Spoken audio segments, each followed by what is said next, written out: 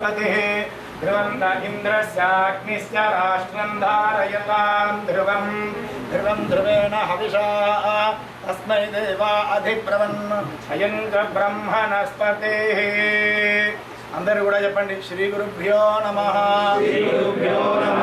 గురుర్బ్రహ్మా గురుర్విష్ణుః గురుర్దేవో మహేశ్వరః గురు సాక్షాత్ పరం బ్రహ్మ తస్మై శ్రీ గురవే నమః అజ్ఞానం నతిమిరాంధస్య జ్ఞానాంజన శలాకయా చక్షురున్ మీలితం యేన తస్మై శ్రీ గురవే నమః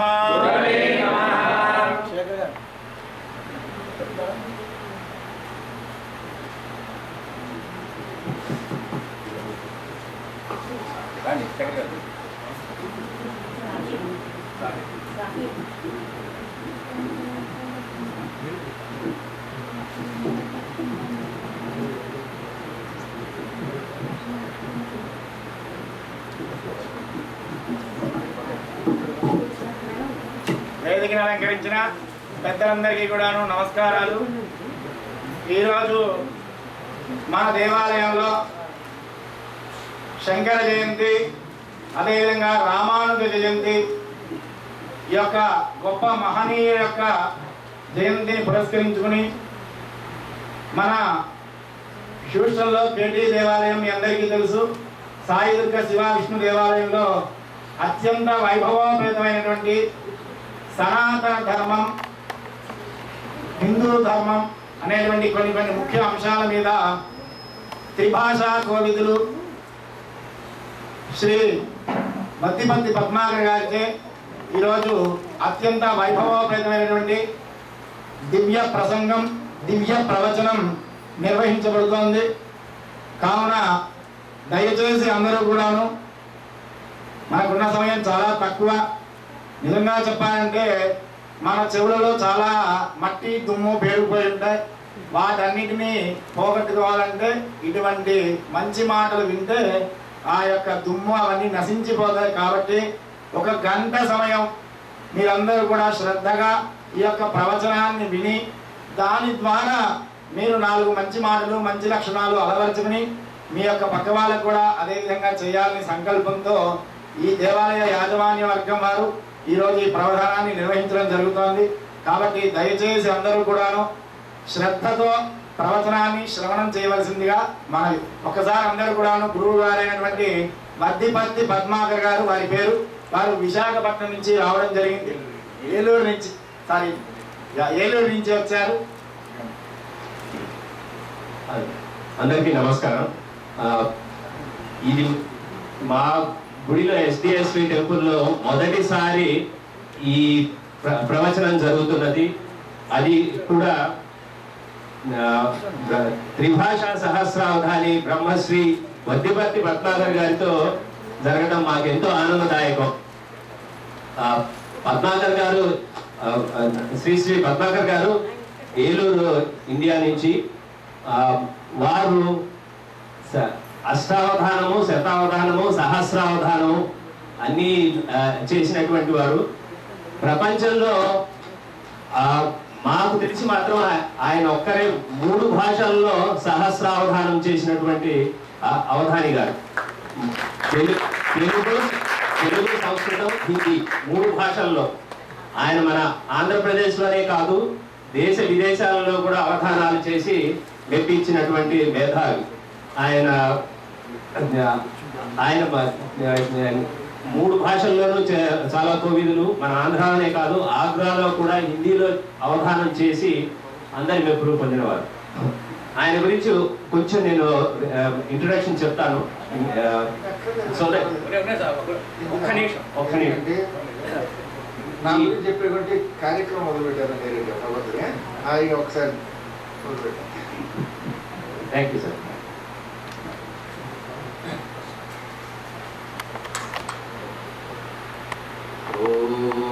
सर्वचैतन्यरूपां तां आद्यां विद्यां च धीमहि बुद्धिं या नः प्रचोदयात् सृष्टौ या सर्गरूपा जगदवनविधौ पालिनी या च रौद्री संहारे चापि यस्य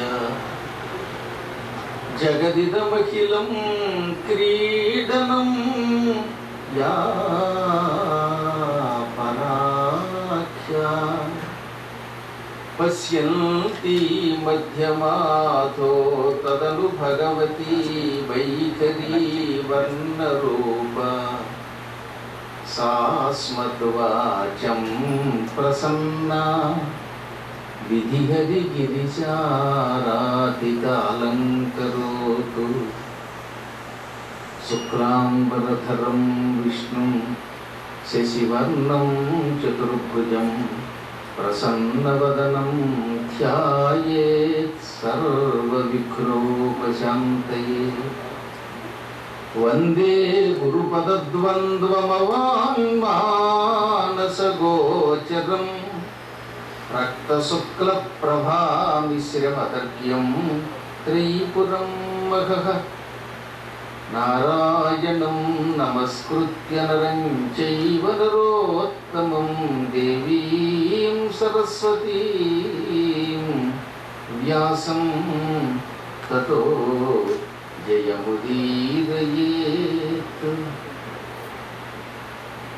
श्रुतिस्मृतिपुराणानामालयं करुणालयं नमामि भगवत्पादं शङ्करं लोकशङ्करं।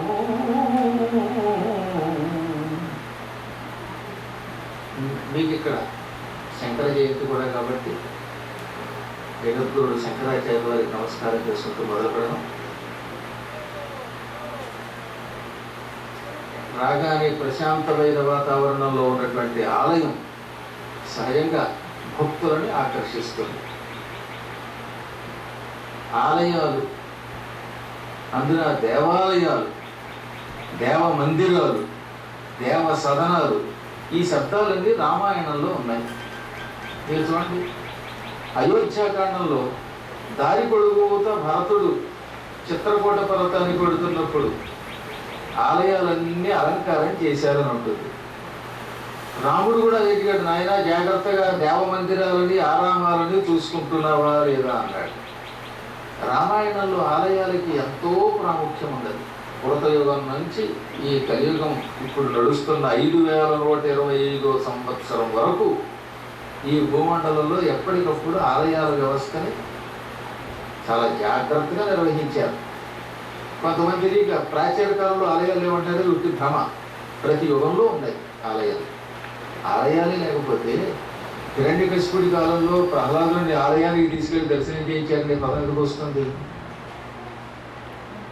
భగవంతుడు నిజానికి సర్వాంతర్యాన్ని, ఆయన లేని చోటు అంటూ ఉండదు. ఇక్కడ అక్కడ అనే తేడా లేకుండా అన్ని ప్రాంతాలలో నిండిన మహా చైతన్య స్వరూపుడిని పరమాత్మ అన్నారు. అయినా ఈ మానవులను అనుగ్రహించడానికి తన చైతన్యాన్ని ఒక ప్రత్యేకమైన రూపంలో నిక్షిప్తం చేసి ఒక అవతారంగా వచ్చి ఈ అవతారానికి వాళ్ళు ఒక మందిర నిర్మాణం చేయించుకొని ఆ మందిరంలో అర్చన చేయించుకొని అర్చన ద్వారా తొందరగా మానవులను అనుగ్రహిస్తూ ఉంటాడు. అప్పుడప్పుడు కొంతమంది మహానుభావులు, మేధావులు అనుకున్నటువంటి వాడు కేవలం గుడికే వెళ్ళాలా, దేవుడు ఎక్కడ లేడంటారే, అది కూడా ఒక రకం పిచ్చిక. నీకు ఉద్యోగం ఇచ్చాడు, ఆ ఉద్యోగం ఎక్కడో చేస్తే నష్టం ఏంటి? ఎందుకని ఆఫీస్కి వెళ్తున్నావు? అప్పుడప్పుడు వర్క్ ఫ్రమ్ హోమ్ చేసినా సరే చచ్చినట్టు అప్పుడప్పుడు ఆఫీస్ పెడుతున్నావు లేదా? తిండి కోసం ఉద్యోగం ఇచ్చినటువంటి కార్యాలయానికి ఎలా పెడుతున్నావో సర్వాంతర్యామి అయిన పరమాత్మ మనందరికీ శరీరమని ఒక ఉద్యోగం ఇచ్చాడు, కొన్ని పనులు చేయమన్నాడు కనుక ఆయన కోసం గుడి అని పిలువబడి ఆఫీస్కి వెళ్ళి తీరాల్సింది. అలా వెళ్లకుండా ఉండడం కుదరదు. ఈ ఆలయం గొల్లపల్లి ఉదయ్ కుమార్ గారు స్థాపించారు. 2015లో ఆయన గుడి కట్టించిన ఆ దేవతా సాన్నిధ్యానికి వెళ్ళిపోయారు. అయినా మహానుభావులు నిర్మించినటువంటి ఆలయాలు భూమి ఉన్నంతకాలం ఉండాలి, అదొక ధర్మం. మానవుడు ఒకసారి ఒక పని మొదలు పెట్టాక విడిచిపెట్టకూడదట. ఒక ఆయన ఒక పని మొదలు పెట్టారు, ఏదో కారణం చేత ఆయన మధ్యలో శరీరం విడిచిపెట్టారు. ఆయన వారసులు ఆ కార్యక్రమాన్ని కొనసాగించాలి. గుడులు కట్టడమే కాకుండా దాన్ని నిర్వహించడం కూడా చాలా కష్టమే కలియుగంలో. పూర్వకాలంలో అంటే మహారాజులు ఏం చేశారు, ఒక ఆలయం కట్టాక ఆలయానికి ఒక 100 ఎకరాలు 1000 ఎకరాలు లేకపోతే బంగారమో ఏవో ఒకటి దానం ఇచ్చేవారు. ఆ దానంతో పనులు సాగేవి. కానీ కలియుగంలో భారతదేశంలో అయితే దేవదాయ ధర్మదాయ శాఖ అని ఒకటి తయారైంది. దాని వ్యవహారంలో దేవాదాయాన్ని మార్చారు. కానీ దాయము అంటే ఇవ్వబడినది, దేవతలకు ఇవ్వబడినది. ధర్మదాయము ధర్మములకు ఇవ్వబడినది. ఈ ఇవ్వబడిన సొమ్ములు హక్కుని ఎండోర్మెంట్స్ అనే డిపార్ట్మెంట్ తయారయ్యి దేవుడిని ఆదాయంగా మార్చుకొని ఆ దేవుడి సొమ్ము దిగమింగి దేవుడికి సేవ చేయడం మానేసింది. కాకపోతే ఇక్కడ మీకు ఒక యోగం ఉన్నది. ఇక్కడ జరుగుతున్నంత బాగా కొన్ని ఆలయాల్లో అక్కడ కూడా జరగట్లేదేమో అన్నంత బాగా మీరు నిర్వహిస్తున్నారు. ఇక్కడ వచ్చాక భక్తి పెరిగింది, శ్రద్ధ పెరిగింది. ఇక్కడ ఎండోర్మెంట్స్ అనే ఒక దరిద్రపు డిపార్ట్మెంట్ లేదు. అక్కడ వరకు మీరు ఎంతో అదృష్టవంతులు. ఇక్కడికి రాదు కూడా లేండి, సందేహం లేకుండా భక్తులే దీన్ని నిర్వహిస్తారు. భవిష్యత్తులో అక్కడ కూడా ఆ దరిద్రపు శాఖ పోయి అర్చకులు లేక మంచి కమిటీ వాళ్ళు లేక పీఠాలే ఆలయాలు నిర్వహించుకునే స్థితి రావాలని మనం కోరుకుందాం, మంగళాశాసనం చేసుకుందాం. దేవీ భాగవతం 9వ స్కంధంలో అద్భుతమైన విషయాలు ఉన్నాయి. ఇవే విషయాలు అగ్ని పురాణంలో ఉంటాయి, మళ్ళీ బ్రహ్మవైవర్త పురాణంలో ఉంటాయి. అందులో దేవీ భాగవతంలో వరాహస్వామి వారు భూదేవికి మళ్ళీ నారాయణుడు నారదునికి కొన్ని అపూర్వ విషయాలు చెప్పారు. అవే విషయాలు ఇప్పుడు నేను మీకు చెప్తున్నా. నారాయణుడు నారదునికి చెప్పాడు, వరాహావతారంలో విష్ణువు భూదేవికి చెప్పాడు. ఏమని? యస్మై కస్మై చ దేవాయ యో దదాతి గృహం నరక సతత్ర లోకే వసతి రేణుమానాబ్దమేవ చ.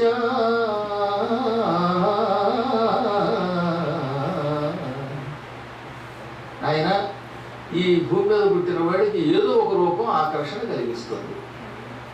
అందరికీ ఒకే రూపం ఉండదు కదా. ఒక్కొక్కడికి శివుడు అంటే ఇష్టం, ఒక్కొక్కడికి గణపతి అంటే ఇష్టం, ఒక్కొక్కడికి అమ్మవారు అంటే ఇష్టం, ఒక్కొక్కడికి విష్ణువు అంటే ఇష్టం. ఆ రూపం ఎందుకు ఇష్టం అవుతుందంటే అది వారి వారికి ఉన్నటువంటి పూర్వజన్మ బంధం. అది తులసీదాస్ అంతటి వాడు రామచరితమానస్సు హనుమాన్ చాలీసా రాసిన వాడు బృందావనం వచ్చాడు. తీరా రాగానే ఇక్కడ కృష్ణుడు కనబడగానే కళ్ళు మూసుకున్నాడు.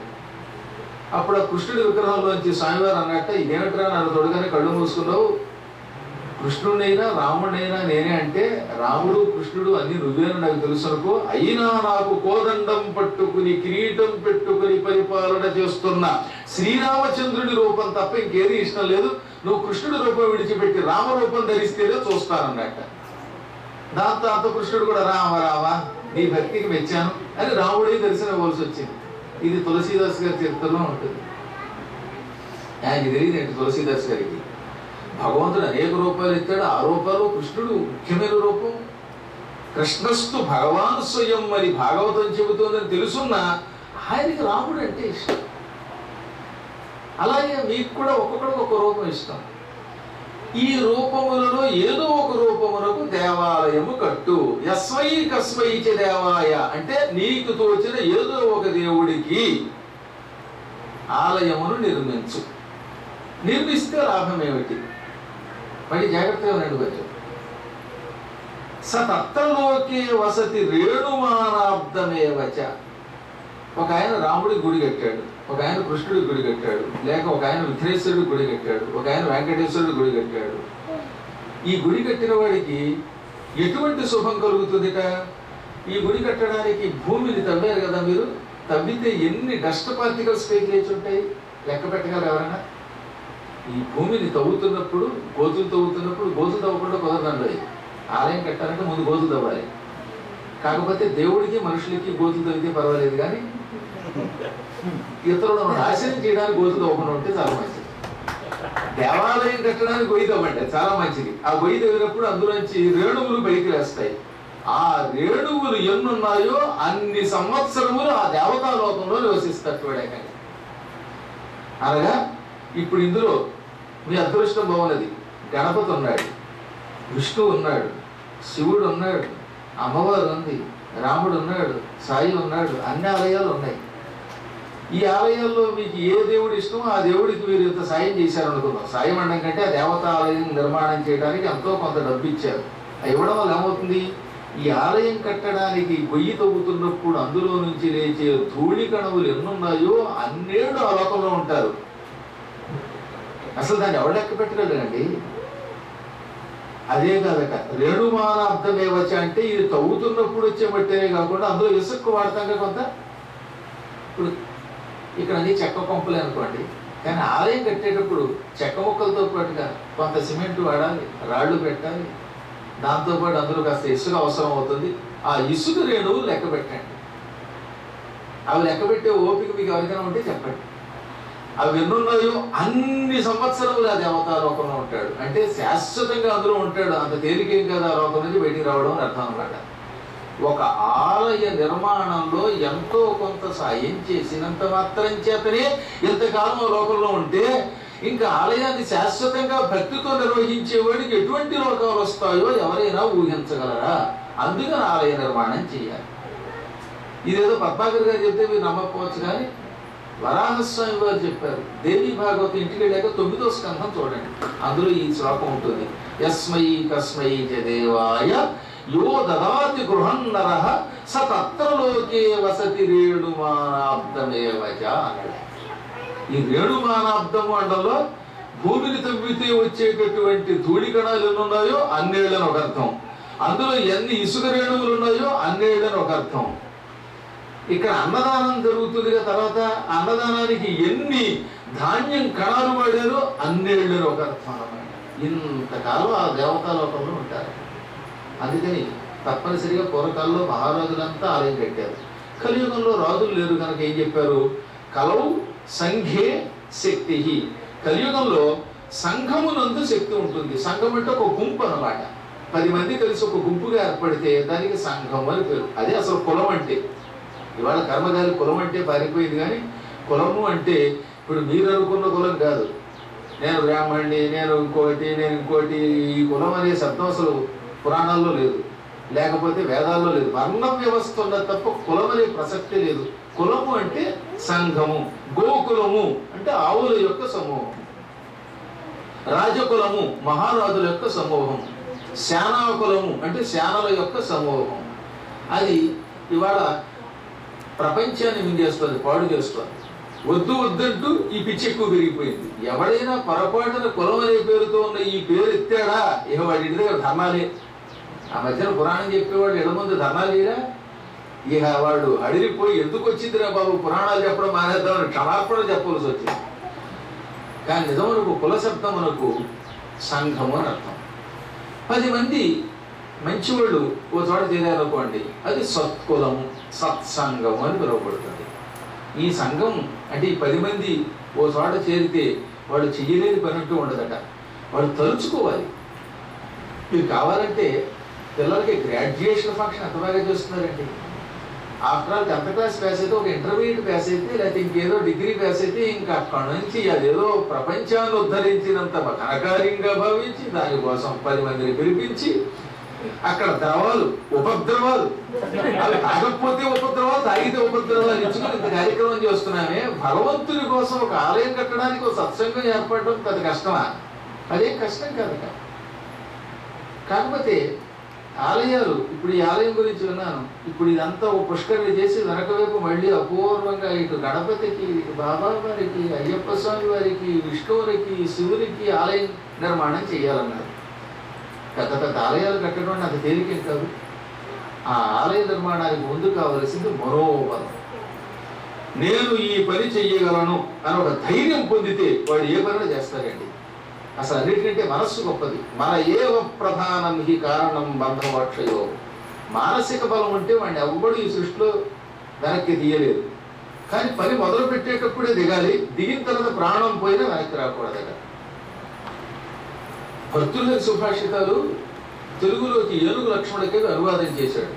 అందులో ఆయన ఏమంటాడో తెలుసా, పాల సముద్రాన్ని దేవతలు దానవులు కలిపి చిలికిన దానవులకున్న మూర్ఖత్వం వేరు, దేవతలకున్న పట్టుదల వేరు. దేవతలకు పట్టుదల ఎక్కువ.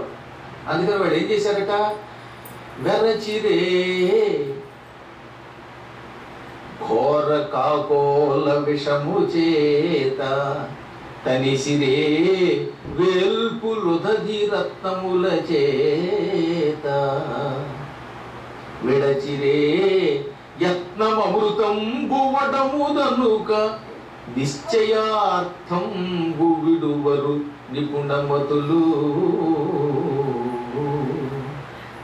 దేవతలు అమృతం కోసం పాల సముద్రం చెరగటం మొదలుపెట్టారు. క్షీరసాగర మతనం అమృతం కోసం మొదలుపెట్టారు. కానీ ముందే వచ్చింది భయంకరమైన విషం వచ్చింది. అమ్మ బాబోయ్, విషం పుట్టిందిరా, ఈ విషం అందరినీ చంపుతోంది, మనల్ని చంపుతుంది, కాబట్టి మనం హడిలి పారిపోదాం. ఇక పాల సముద్రం చిలకద్దు అనుకోలేదు వాళ్ళు. ఏ మాత్రం భయపడకుండా ఈ భయంకర విషాన్ని శివుడి దగ్గరికి వెళ్ళి ఆయన ద్వారా తాగేలా చేశారు. అక్కడికి విషం అనే గండం నుంచి బయటకు వచ్చారు. ఆ తర్వాత ఏం జరిగింది, వెళ్ళి పాల సముద్రం తిరుగుతూ ఉంటే అందులోంచి కామధేనువు పుట్టింది, కల్పవృక్షం పుట్టింది, కౌస్తుభమణి పుట్టింది, ఇంకా అనేకములైన వస్తువులు ఎన్నో పుట్టాయి. కానీ అమ్మయ్య ఏదో వచ్చిందిరా బాబు, కామధేనువు కల్పవృక్షం వచ్చింది, మనం కోరికలు తీర్చుకోవచ్చు చాలు అని వెనక్కి వెళ్ళిపోలేదు. ఈ వస్తువుల గురించి ప్రలోభపడలేదు వాళ్ళు. ఎందుకని వాళ్ళకి విషము భయం కలిగించలేదు, వస్తువులు సంతృప్తి కలిగించలేదు, అసలు వస్తువు అమృతం. అందుకని అమృతం వచ్చేదాకా క్షీరసాగర మథనం విడిచిపెట్టలేదు.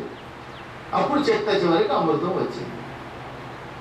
నిశ్చయార్థంబు విడువరు నిపుణమతులు, బుద్ధిమంతులు, జ్ఞానులు ఒక పని మొదలు పెడితే ఎట్టి పరిస్థితులలో ఆ పని అయ్యేదాకా విడిచిపెట్టరు. వాళ్ళు ఏమైపోయినా పర్వాలేదు, ఆయువు నశిస్తే చెప్పలేదు తప్ప ప్రాణం పోయేదాకా పని చేస్తూనే ఉంటారు. ఇది మనం నేర్చుకోవాల్సిన విషయం. ఓ పని మొదలు పెట్టడం, అమ్మ బాబు మనం ఎక్కడ చేస్తామండి అని మధ్యలో డ్రాప్ అయిపోవడం, అంత తెలివి తక్కువతనం లేదు మన. అసలు పని మొదలు పెడుతున్నాం, మొదలు పెట్టేటప్పుడే ధైర్యం చేయండి. గురుబలం, దైవ బలం, మనోబలం, ఈ మూడు బలములు ఉన్నటువంటి వాడు ఏదైనా సాధిస్తాడు. ఈ మూడింటిలో ఏది లేకపోతే దాన్ని సాధించాలట. ముందు మనోబలం, రెండవది ఏంటన్నమాట గురుబలం. గురువుల యొక్క అనుగ్రహం ఉంది. ఆపై ఆ గురువులు ఇచ్చిన మంత్రానుష్ఠానంతో దైవబలం సంపాదిస్తే వాడు ఏదైనా సాధిస్తాడట. అది లేనప్పుడు ఏమవుతుందన్నమాట, పని మొదలు పెడతాం, కొంత అయ్యాక అయ్యి బాబోయ్ మనం ఎక్కడ చేస్తాం అని అడిగిపోయి వెళ్ళిపోతారట. పోయి వాడు వదిలితే వదిలేడు, పక్కవాడు కూడా కలుపుతాడు. నేను ఎంఏ చదువుకుంటున్న రోజులు నాకు క్లాస్మేట్ ఉండేవాడు. వాడు ఎప్పుడు పరీక్షల ముందు మనం ఎక్కడ ప్యాస్ అవుతామండి అని. నువ్వు ప్యాస్ అవుతుంది, ప్యాస్ అవుతావు, నన్ను ఎందుకు కలుగుతావరా, నేను ప్యాస్ అవుతానరా, నేను గోల్డ్ మెడల్ ఇస్తుంటా బాబు అనేవాడు నేను.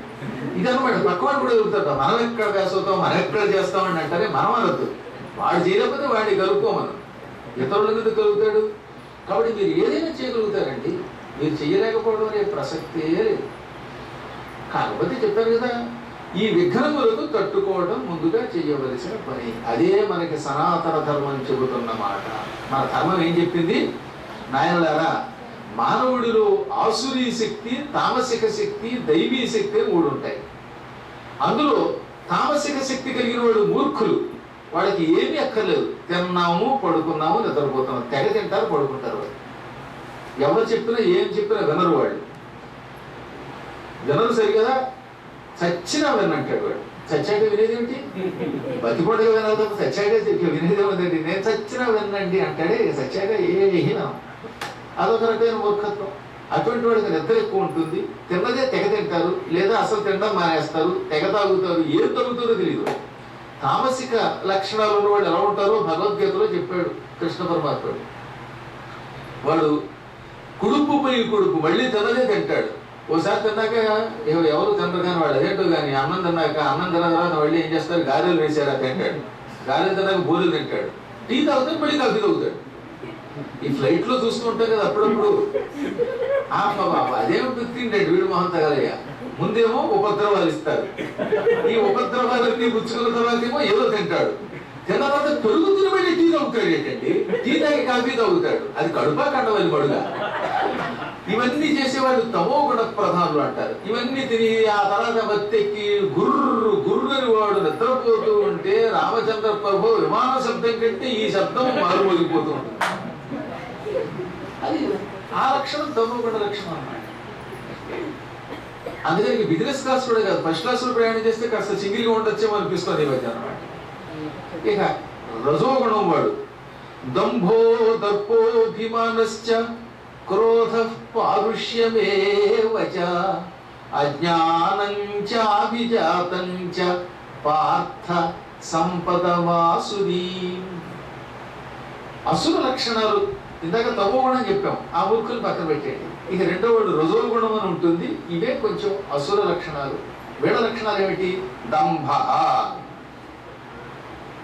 నా అంత గొప్పవాడు లేడనేటటువంటి అహంకారం ఉంటుంది వాడికి. ఏ పని చేసినా దంభం కోసం చేస్తాక. రాక్షసులకి దేవతలకి తేడా ఉంది. మీరు పూజ చేస్తే ఆ పరమాత్మని అనుగ్రహం పొందడానికి చేస్తున్నాం, ఆయన చేయించుకుంటున్నాడు అంటారు. వాళ్ళలా కదనమాట. ఏమండో ఈ పువ్వులు ఎక్కడా దొరకవు, నేను కాబట్టి తెచ్చానంట. ఇది దంభం అంటే.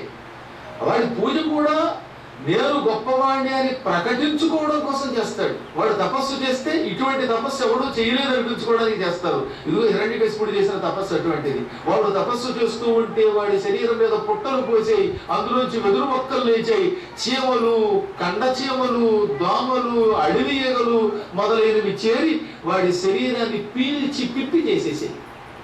అసలు వాడి శరీరం మిగలలేదండి, అంత తపస్సు చేశాడు తెలుసాడు. అందుకే బ్రహ్మదేవుడు వాడి తపస్సుకి మెచ్చుకుని ప్రత్యక్షమై వాడిని చూచి తెల్లబోయి, ఒరే అసలు నువ్వు ఎలా బతికేవరా అన్నాడండి. బ్రహ్మ అడిగాడు అన్నమాట.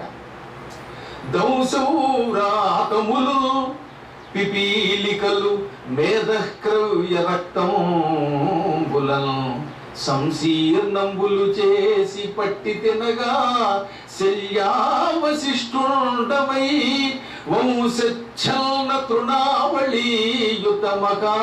వల్మీకమందింద్రియ భ్రంశం వింతయులేక నీకు నిలువను ప్రాణంబులెట్లోర్చెనో.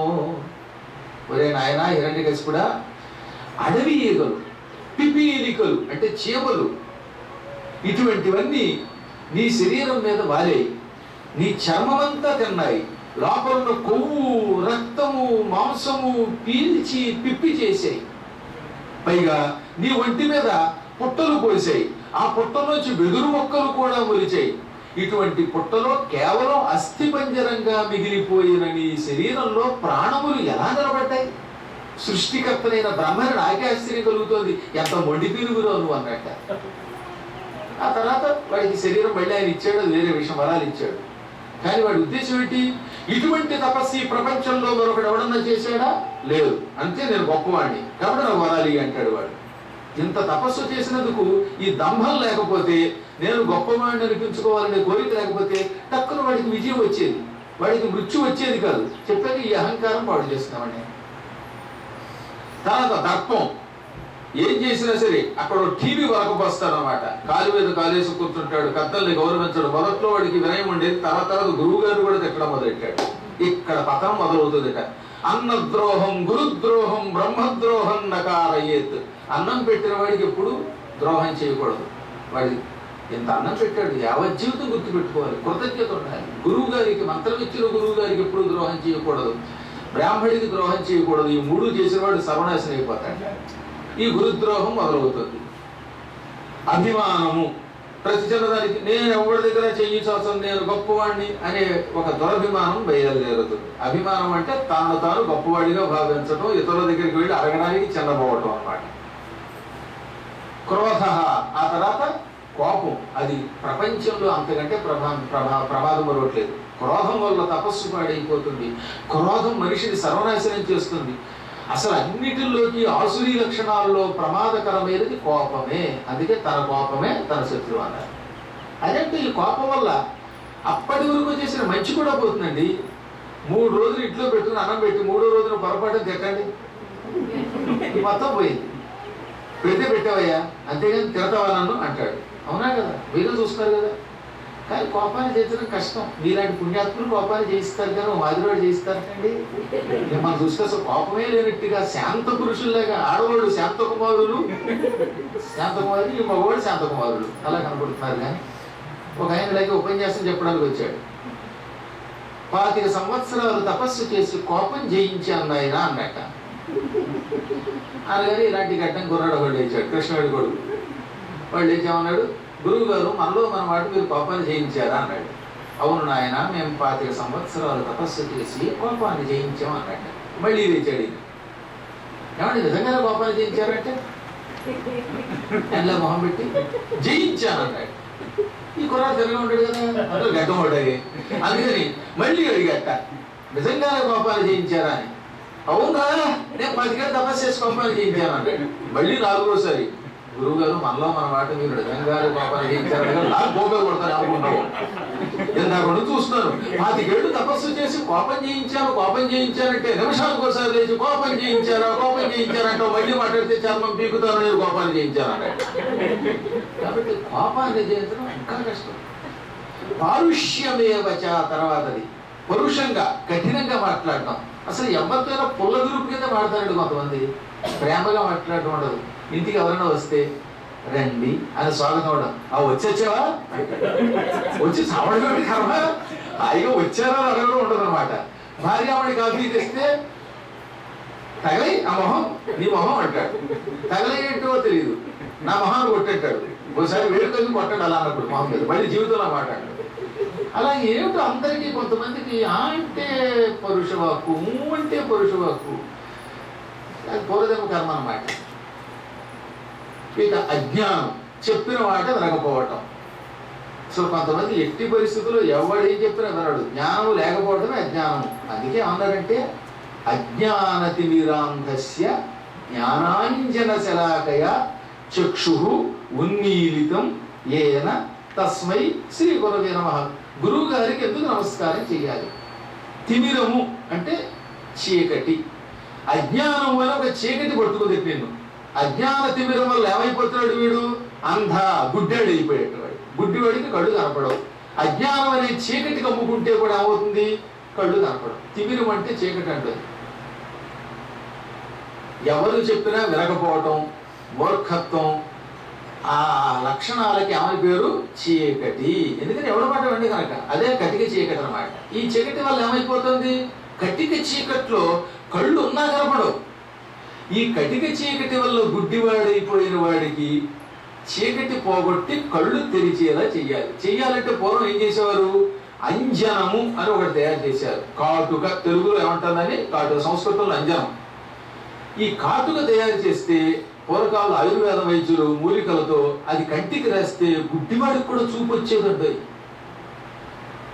అందుకని ఏమన్నారు?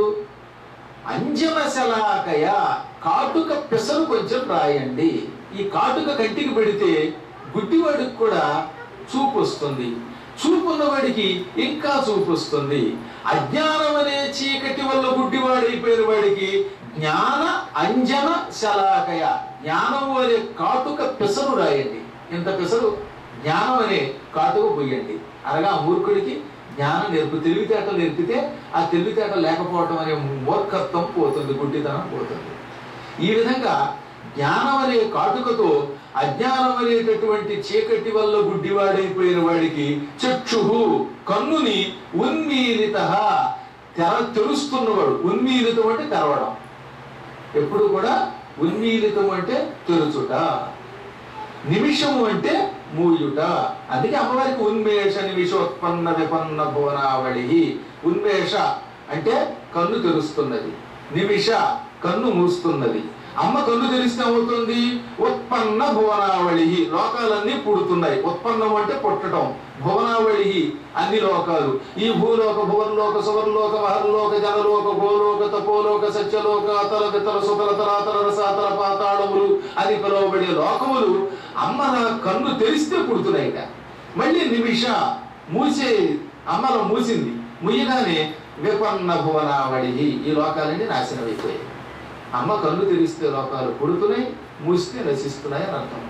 కాబట్టి జ్ఞానము అనే కాటుకని కంటికి పూసి అజ్ఞానము అనే చీకటి వల్ల గుడ్డివాడైపోయిన ఈ మూర్ఖుడికి కళ్ళు తెరిపిస్తున్నవాడు కనుక అటువంటి గురువు కొరకు నమస్కారం అన్నారు.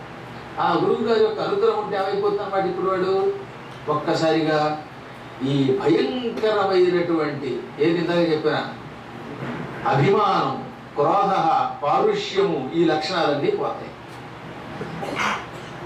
ఈ అజ్ఞానం పోవాలంటే కేవలం గురువుని పెట్టుకోవాలి.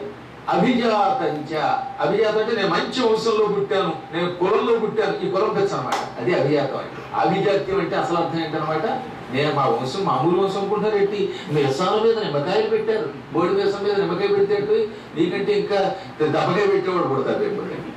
మా వంశంలోనండి బోళ్ళంత డబ్బు ఉన్నవాళ్ళు ఉండేవారండి, మా వాళ్ళు ఇలాంటి వాళ్ళు అండి అంటే వాడు గొప్పవాళ్ళు, నువ్వేమయ్యావు, నువ్వు ఎంత గొప్పవాడో తెలుసుకో.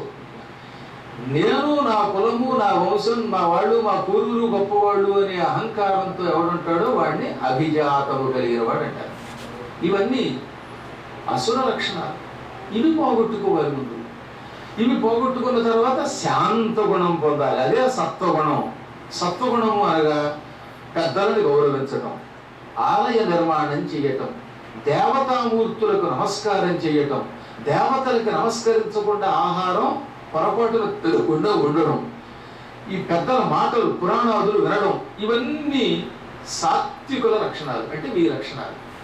మీరంతా ఎటువంటి వాళ్ళు అన్నమాట, నేను వచ్చేసరికల్లా కుర్చీలో రెడీగా కూర్చున్నారు, అది సాత్వికుల లక్షణం. అదే తమో గుణం వాళ్ళ లక్షణం ఏంటన్నమాట, రాదు వచ్చినా సరే ఏదో జరుగుతుందో వెళ్ళిపోతారు, వాడి కాదులో పడిపోతాడు. రజో గుణం కలిగిన వాళ్ళు ఏం చేస్తారు, గురువు గారు వచ్చిన తర్వాత వాళ్ళు వస్తారు, ఇప్పటి నుంచి ముందు నుంచి అక్కడ ఎలా కూర్చుంటామండి అంటారు. అంటే లేటుగా వచ్చి గురువు గారు వచ్చిన తర్వాత వచ్చి కూర్చునేవాళ్ళు, గురువు గారి కంటే ముందు వెళ్ళిపోయే వాళ్ళంతా రుజువు గుణం కలిగిన వాళ్ళు. నేను లేదండి, భగవద్గీతలో కృష్ణుడు చెప్పాడు కావాలంటే. సత్వగుణం కలిగిన వాళ్ళు అందరికంటే ముందు వస్తారట, చివరిని పెడతారట. ఇవి దీనివల్ల ఏమవుతుంది, పురాణాదులు వినడం వల్ల, దైవ దర్శనం వల్ల, ప్రదక్షిణల వల్ల, మంత్ర జపం వల్ల మనిషిలో ఉన్న భయంకరమైన పాపాలు నశిస్తాయి. పాపాలు నశిస్తే పుణ్యం పెరుగుతుంది, పెరిగితే క్రమక్రమంగా దైవానుగ్రహం కలుగుతుంది, దానివల్ల వాక్శుద్ధి కలుగుతుంది, అనుకున్నది అయిపోతుంది.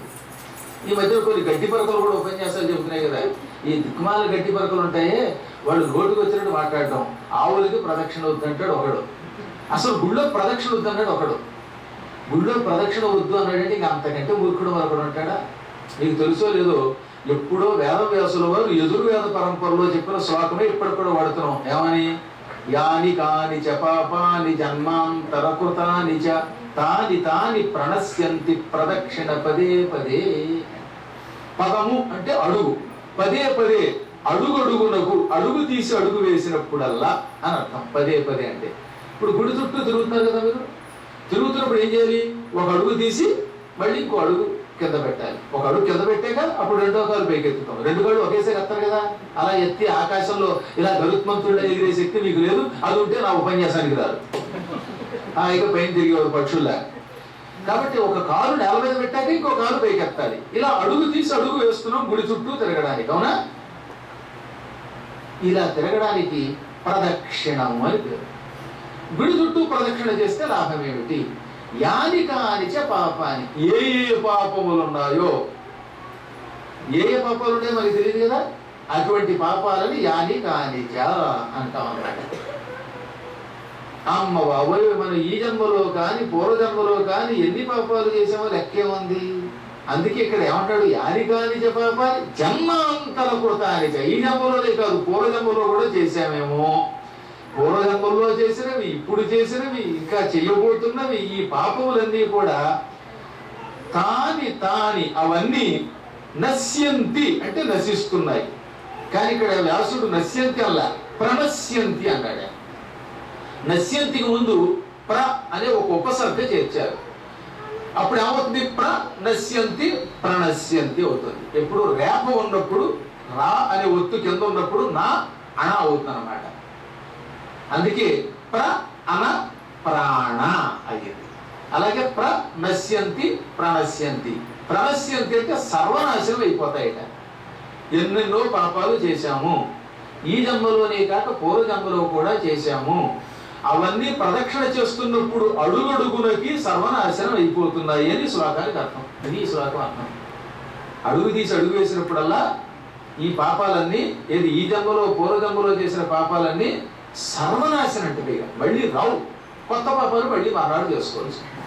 చేశాక మళ్ళీ ఇంకో రోజు ఆదివారం, మనకి శని ఆదివారం తప్ప ఒక రోజుల్లో రావడానికి అవకాశం ఉండదు కదా. కనీసం వీకెండ్లో అయినా వచ్చి వీక్ అయిపోకుండా ప్రదక్షిణ చేస్తే ఇవన్నీ మళ్ళీ వీక్కి వెళ్ళి నాశనం అయిపోతాయి. కానీ సాధారణలు చెయ్యరు. మీరు పుణ్యాత్ములు మీరెందుకు చేస్తారులేండి.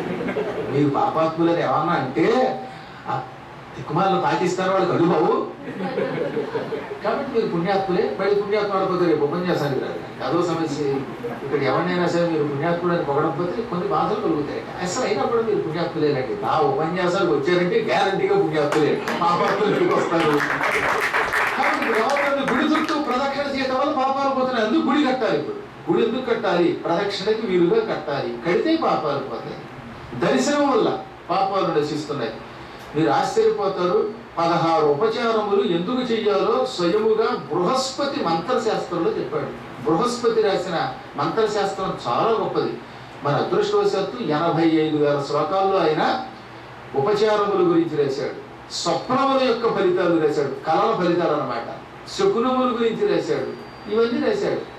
కానీ మనకు అవి సరిగ్గా తెలియదు. కానీ ఆడవాడు విధవ ఎదురు వస్తే కంగారు పడిపోతారు. నిజానికి భర్త పోయిన స్త్రీని పార్వతితో సమానంగా చూసుకోమని చెప్పారు. తెలుసా మీకు? పోనీ మీకు ఎవరికైనా అనుమానం ఉంటే మళ్ళీ ఇంటికి వెళ్ళండి. పోనీ అన్ని శాస్త్రాలు లెక్కల స్కాంద పురాణంలో కాశీఖండం తీయండి. ఆ కాశీఖండంలో వ్యాసుడు రాసిన శ్లోకం ఇప్పుడు మీకు చెబుతాను. ఇంటికి వెళ్ళాక చూసుకోండి. ఏమన్నాడు?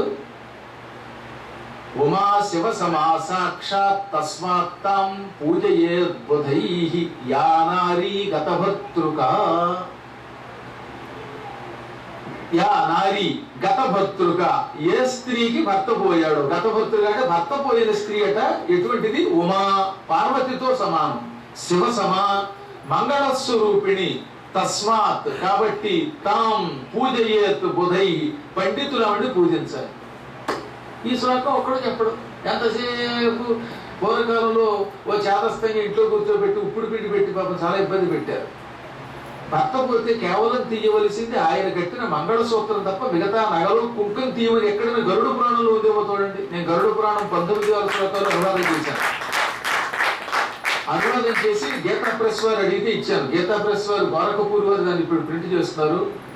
ఒక అదృష్టం ఒక్కోసారి తమాషాగా కలిసి వస్తాయి. గీతా ప్రెస్ నుంచి ఒక రోజున హైదరాబాద్ నుంచి మధురూరి వెంకటరమణ శర్మ గారు ఫోన్ చేశారు. వెంకటరామ శర్మ గారు, ఏమండి పద్మాగర్ గారు మా గీతా ప్రెస్ కోసం తెలుగులోకి గరుడ పురాణం అనువాదం చేయండి అని. అది మా అల్లుడి గారు రికమెండేషన్. పైగా నాకు గీతా ప్రెస్ అంటే చాలా గౌరవం. వాళ్ళు లేకపోతే వాడు అసలు ఈ పుస్తకాలు లేవు. ఎంత అద్భుతమైన సంస్థ అంటే ఆ సంస్థని మనం ఎంత పొగిడినా తక్కువ.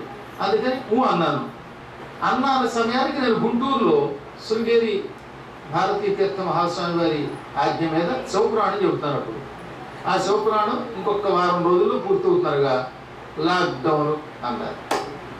మార్చి 20వ తారీఖు నుంచి లాక్డౌన్.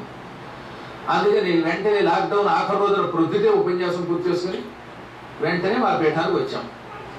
మార్చి 20 నుంచి జూన్ 20 దాకా 3 నెలలు ఇంకెక్కడికి కదలడానికి లేదు. ఆ 3 నెలల్లో మొత్తం 19,000 శ్లోకాల అనువాదం అయిపోయింది. అది పంపేశాం కూడా. ఎంత ఆశ్చర్యంగా ఉంటుంది. అది ఒక్క రోజుల్లో అయితే అసలు అనువాదం అసంభవం మాకు. ఎందుకని ఓ రోజు ఎక్కడ ఉంటే ఓ రోజు ఎక్కడ ఉంటుంది. నిన్నటి దాకా ఆస్టిన్, ఇప్పుడు హ్యూస్టన్, రేపు బోస్టన్, ఇంకో చోట ఇంకో స్టన్, అన్ని టన్నులే. ఏ రోజు ఎక్కడ తిరుగుతున్నావో తెలియదు, ఎక్కడ ఏం తింటున్నావో తెలియదు. ఓ రోజు ఉప్పు లేని చప్పిడి కూర ఓ చోట పెడతాడు, ఓ చోట ఏమో మిరపకాయ బజ్జీ అంటాడు. అందులో మిరపకాయ ఉండదు, బజ్జీ ఉండదు. అది మిరపకాయ బజ్జీ. ఎప్పుడో ఓ చోట అయితే మాంధాత కాలం నాడు వండినటువంటి వంకాయ కూర ఫ్రిడ్జ్లోంచి తీసి వేడి చేసి పెడతారు. అప్పుడు పర్వాలేదు కానీ పూర్వకాలంలో వండేది. అట్లాంట ఎప్పుడో ఒకసారి 2010లో ఒకసారి వెళ్ళానులేండి. తర్వాత మారింది. కానీ అప్పుడు వెళ్ళినప్పుడు ఒక ఆవిడ మంచి గుత్తి వంకాయ కూర వేసి పెడితే చాలా బాగుందని పొగిడే. ఆ తర్వాత మళ్ళీ 7 రోజులు అక్కడ ఉన్నానండి. మళ్ళీ శనివారం కూడా ఆవిడ గుత్తి వంకాయ కూర పెట్టింది.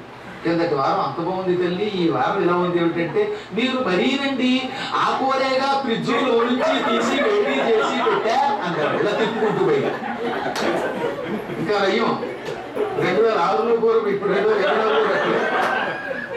కాబట్టి ఏమవుతుంది అనమాట, తలకో ప్రాణం తలో చోట. ఇప్పుడు కాస్త ఈ మధ్యకాలంలో మంచి మంచి భక్తులు తయారారు. హ్యూస్టన్లో కూడా పాపం మా కృష్ణవేడికి కూడా ఓపిక ఎక్కువ. గురువు గారు వచ్చారని తెలిస్తే వంట చేయడానికి సాయంగా వస్తుంది కాబట్టి పర్వాలేదు అనుకోండి. కాస్త పులిహార చేయడం అప్పుడప్పుడు చేస్తూ ఉంటుంది, రోజు చేయదు. కానీ ఏది ఏమైనా ఇప్పుడు కొంచెం గురువు గారు అంటే తెలుసు కనుక, ఈయన ఆచార వ్యవహారాలు తెలుసు కనుక మాంధాత కాలం నాటికి తీసేసి ఏ రోజుగా రోజు పెడుతున్నారు. చాలా చోట్ల ఆహార వ్యవహారాలు కుదరవు, ఎక్కడ పడుకుంటావో తెలియదునా. అందువల్ల కోవిడ్ అలా కలిసి వస్తుందన్నమాట. గరుడ పురాణం అనువాదం చేశాం, అందులో చెప్పాడు ఎంత జాగ్రత్తగా గౌరవించాలో స్త్రీలని చెప్పాడు. ఆడవాడు శ్మశానానికి వెళ్ళకూడదని, అసలు సమాధులు చేయకూడదని, తగలబెట్టకూడదని చెప్పేమాట ఒకటి అబద్ధం అండి. ఈసారి మీరు వెళ్ళి చూడండి, మీరు శ్లోకాలను చెప్పి, లేకపోతే నేను జీవితంలో పురాణం చెప్పను. సవాల్ చేసి చెప్తున్నమాట. స్త్రీవాద పురుష కశ్చిదిష్టస్య కురుతే క్రియాం. స్త్రీ లేక పురుషుడు ఎవరైనా తాను ఇష్టపడిన వాడికి కర్మక్రియలు చెయ్యొచ్చు అని ఉంటుంది. క్రియలు అసలు ఎత్తు కూడా స్త్రీవా అథ పురుష కశ్చిత్ ఇష్టస్య కురుతే క్రియాం. ఇదో శ్లోకం గరుడ పురాణంలో ఉంది. మేము గరుడ పురాణం నమ్ము, భాగవతం నమ్ము, దేవీ భాగవతం నమ్ము, స్కాంద పురాణంలో కాశీఖండం వినం. అంటే నేనేం చేయలేను కానీ అందులో చెప్పబడినటువంటి విషయం స్త్రీలు కూడా చేశారు కాబట్టి హరిశ్చంద్రుడి భార్య చంద్రమతి కొడుకు చచ్చిపోతే శ్మశానంలో కొడుకుని తగలబెట్టడానికి వెళ్ళిందా లేదా? అప్పుడే కదా ఏది కాటి సొంకం చెల్లించన్నాడే, ఏది కృతయుగంలో నాటి మాట అది. అవునా? భారతంలో ఆనుశాసనిక పర్వం, శాంతి పర్వం నేను చెప్పింది యూట్యూబ్లో ఉంటుంది వినండి. అందులో భీష్ముడు చచ్చిపోయిన పిల్లాడిని తల్లులు తీసుకెళ్ళిన కథ చెబుతాడు. అంటే ఆడవాళ్ళు వెళ్ళారా లేదా, వాళ్ళు చేశారా లేదా? కాబట్టి భారతం కూడా నమ్మం, పంచమ వేదం అంటే నేనేం చేయలేను. ఇలా ఎన్నెన్నో విశేషాలు ఉన్నాయి. అలాగే ఏం చెప్పాడు అనమాట, ఎప్పుడూ కూడా భర్త పోయిన స్త్రీ కనపడితే సాక్షాత్తు పార్వతి కింద భావించి గౌరవించండి. కొన్ని పనులకి భర్త ఉండాలి, కొన్ని పనులకి భార్య ఉండాలి. ఇప్పుడు రాముడికి యజ్ఞం చేయడానికి అశ్వమేధయాగానికి సీత లేకపోతే బంగారు విగ్రహం పెట్టుకున్నాడు. అలాగే కొన్ని కార్యక్రమాలు భర్త లేకుండా చేయకూడదు, అవి చేయకూడదు తప్ప అసలు కనబడితే విసుక్కుంటున్నారు కొంతమంది, అది పాపం ఉండాలి. అందుకని ఏం చెప్పాడు అనమాట, యా నారీ గతభర్తృక ఉమా శివ సమా సాక్షాత్ తస్మాత్ తాం పూజయద్భుతై. ఇన్ని విశేషాలన్నీ బృహస్పతి గారు చెప్పారు. ఈ బృహస్పతి రాసినటువంటి షోడశోపచారాలను ఉంటాయి. దేవాలయంలో కానీ ఇంట్లో కానీ 16 ఉపచారములు చెయ్యండి, చేస్తే మీరు ధరిస్తారు. అందులో ఒక్కొక్క దాన్ని కూడా చెప్పాడు. అన్నీ చెప్తే ఇప్పుడు మీకు తెల్లారిపోతుంది కనుక కొన్ని ధర్మములే చెబుతాను. దీపారాధన చేస్తే దానివల్ల మన వంశక్షయం ఆగిపోతుంది. పూర్వకాలంలో ఇళ్లలో ఒకడు పుట్టడం చచ్చిపోవడం. కొంతమంది ఇళ్లలో ఏమిటో ఎంత గించుకున్నా పిల్లలే పుట్టరు, లేదా కడుపులో చచ్చిపోతూ ఉంటారు, లేదా పుట్టాక దిక్కుమాల ఆటిజం అనే రోగాలు వస్తాయి. అటువంటి వాడు ప్రతిరోజు దీపారాధన చేసి దేవాలయంలో ఎప్పుడైనా 101 ప్రదక్షిణలు కానీ 108 కానీ ప్రదక్షిణ చేస్తే ఇవన్నీ పోతాయని రాశారు. 108 ప్రదక్షిణలు 101 కూడా చెప్పారు. జ్యోతిర్లింగాల్లో భుస్మేశ్వర జ్యోతిర్లింగానికి ఆ విదేవుడు సుదక్షిణ తన భార్యతో సమేతంగా ఆయన ఏం చేశాట, శతమేకోత్తరమేవచ. శతం అంటే 100, ఉత్తరం అంటే ఎక్కువ, 100 ప్లస్ ఎక్కువగా ఏక అంటే 1 అంటే 101 ప్రదక్షిణ చేశాడు. దానివల్ల చచ్చిన కొడుకు కూడా బతికాడు. కాబట్టి వంశక్షయం అయిపోవాలంటే ముందు దీపంలో పెట్టాలి అక్కడ దేవాలయంలో.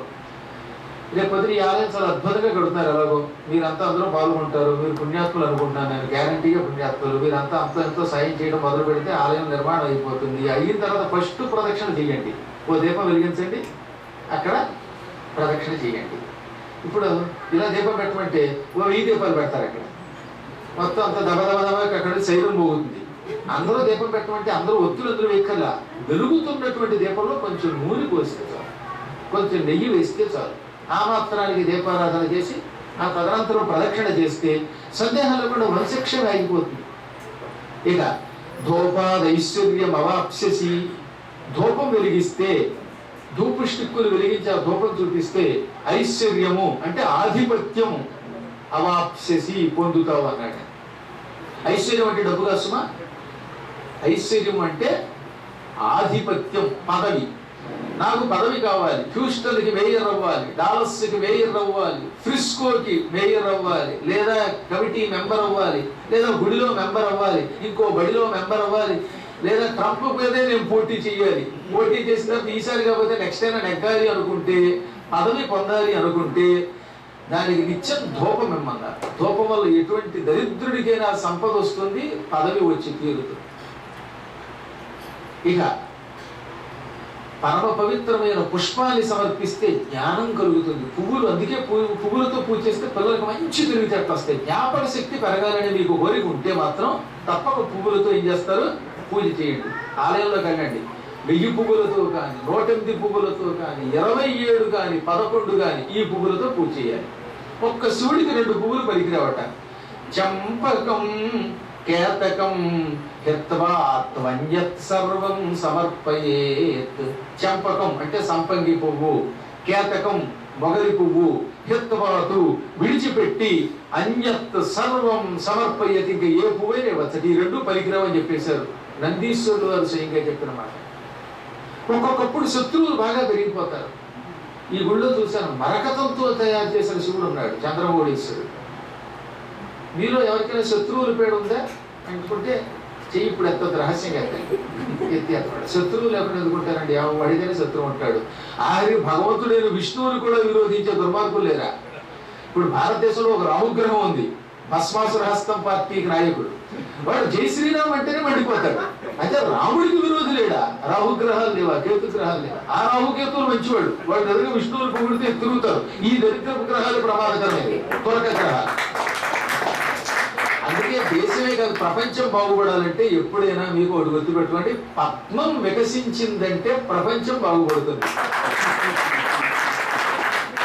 అసలు పద్మం లేకపోతే, ఈ పద్మములన్నీ ఉన్న పద్మాకరం లేకపోతే సృష్టి లేదు. ఇప్పుడు ఏ పద్మంలో భగవంతుడు ఎంత జపం జరుగుతుందో చెప్పాడు. మూలాధారం భుజారూఢ, అమ్మవారు మూలాధారము అనే అంబుజ పద్మమునందు ఆరూఢ ఉంటుంది. మూలాధారం భుజారూఢ లలిత సహస్రనామం చూస్తారుగా. పంచవక్త్ర సంస్థిత, అస్థి సంస్థిత, 5 ముఖములతో ఉంటుంది. అస్థులను, ఎముకలను ఆశ్రయించుకుని ఉంటుంది. అలాగే ఆవిడకి ఇంకో చోట స్వాధిష్టానం భుజగత, స్వాధిష్టానము అనే అంబుజమునందు ఉండునది. ఈ ప్రతి స్వాధిష్టానంబుజంలో ఉంటుంది. మణిపూరాబ్జనలయ, అనాహతాబ్జనలయ, విశుద్ధి చక్ర నిలయ, ఆజ్ఞా చక్రాబ్జనలయ. అబ్జం అంటే తామరపు, పద్మ, పద్మం ఆజ్ఞా పద్మంలో ఉంటుంది. సహస్రదళ పద్మస్థ. ఈ విధంగా అన్ని పద్మాలే. ఈ పద్మాలలో అమ్మవారు ఒక్కొక్క రూపంతో ఉండి మన శరీరాన్ని నడిపిస్తున్నది. ఈ పద్మములలో చేసే తపస్సే అసలు యోగం అంటే. అటువంటి యోగములు ఇచ్చేటటువంటి పద్మం భారతదేశంలో వికసించకపోతే మనం బతుకుతామా? ఇన్నాళ్ళు అది లేక తగులంటాం. ఇప్పుడు కొంచెం కొంచెం బాగుపడుతున్నాం. అందుకని మా నాన్నగారు నాకు పద్మాకరం అని అది పేరు. కాబట్టి ఈ పద్మం మిమ్మల్ని రక్షించాలి.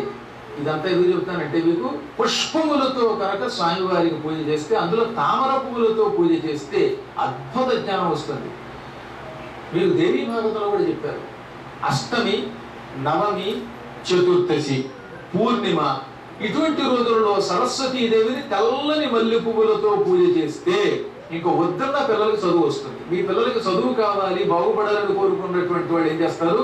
ఓం ఐం హ్రీం క్లీం సరస్వత్యై నమః ఈ మంత్రంతో సరస్వతి పూజ చేయించుకోండి.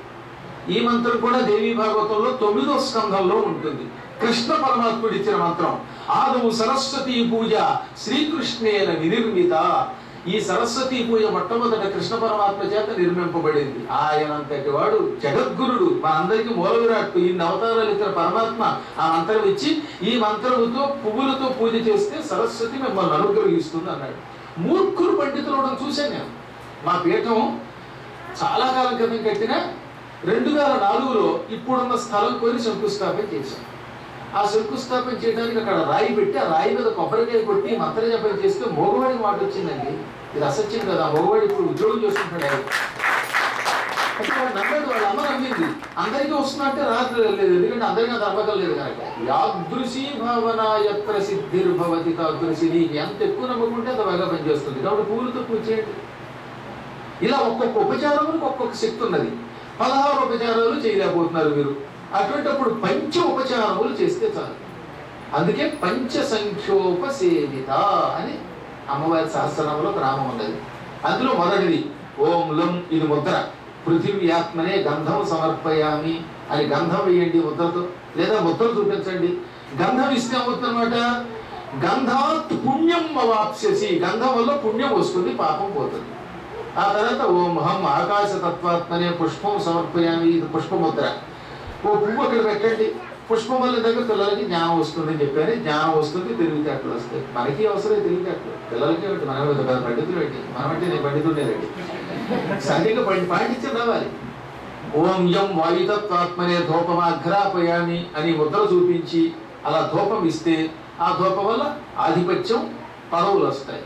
ఓం రం తేజస్తత్వాత్మనే దీపం పరికల్పయామి అని దీపాన్ని ప్రదర్శించినట్టయితే ఇందాక చెప్పినట్టుగా వంశక్షయం ఆగిపోతుంది, వంశం అభివృద్ధి పొందుతుంది, మహాభయంకర పూర్వజన్మ పాపాలు దీనివల్ల నశిస్తాయి.